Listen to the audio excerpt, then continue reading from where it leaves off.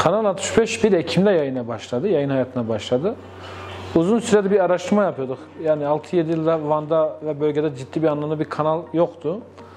Ne yapabiliriz? Kendi istişarelerimiz halinde, istişare sonrasında böyle bir kanal açmaya karar verdik.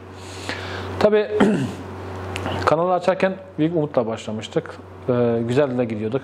Yaklaşık 20'ye yakın arkadaşımızı istihdam ettik. Güzel de gidiyorduk ama özellikle son 20 günde dolar kurunun yüksekliğinden dolayı maalesef şu anda acayip bir şekilde biz zorlanıyoruz. Dolar kuru biz işe girerken 7 liraydı. Şu anda TürkSat bizden 13 lira istiyor.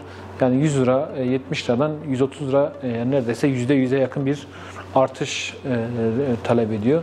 Tabii bununla ilgili bizim ödeme şansımız yok. Benim gibi 39 kanal Türkiye'de bu zorlukla karşı karşıya, yerel kanal, yani şehirlerin yerel kanalları bizim gibi bu zorluklarla karşı karşıya. Bununla ilgili dün 39 kanal ortak yayın yaptık. Taleplerimizi ilettik TürkSat'a. Ya sabit kurul olmasını talep ettik ya da dolar kurunun TL'ye çevrilmesi yönünde bir talebimiz oldu. Bununla ilgili televizyon işveren sendikaları bir talebi oldu. Hem hükümet nezdinde hem de Cumhurbaşkanı nezdinde böyle bir talebimiz var. Tabii bu şartlarda hiç kimse gidemez yani. 20 istihdam yapacaksın, ayda 130 bin lira TürkSat'a vereceksin. İşte doğalgaz, elektrik, rütük payı, yani bunları işin içine koyduğu zaman 250 bin lira aylık bir gideri şu ekonomik krizde hiçbir televizyon kanalı yönetemez, çeviremez.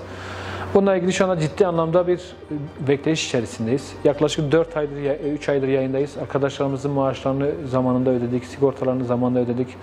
Herhangi bir sıkıntımız yok ama bu saatten sonra bu şartlarda devam edersek büyük bir ciddi anlamda sıkıntı yaşarız ve 1 ay sonra, 2 ay sonra kimseye maaş ödeyemeyecek duruma da geliriz. Bu anlamda gerçekten bölgeye bir kanal kazandık ve ciddi anlamda da bir talep var.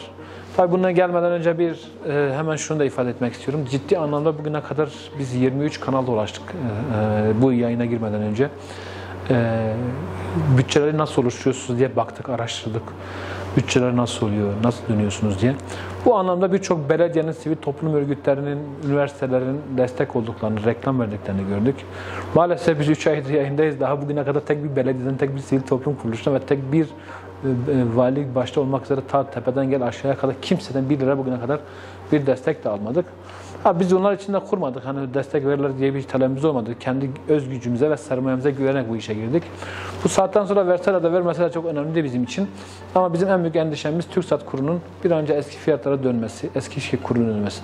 Dönmese bile %100'lük bir zam bizi hiç kimse kaldıramaz. 39 kanalda eğer 30 Aralık itibariyle TürkSat'tan olumlu bir dönüş almazsa 1 Ocak itibariyle 39 kanalın 39'u da ekran karartma kararı aldık ve yayınlarımızı sonlandırma kararı aldık. Kapanması durumunda bizde 18 kişi çalışıyor. Biz daha yeni 3 aylık kanalız ama öyle kanallar var 30 kişi çalıştıran ve 60 kişi çalıştıran kanallar var Sıdık Bey. Yani şimdi örneğin bir KON TV, bir Kanal 23 bunlar sayıları 50-60'tan fazla çalışıyor.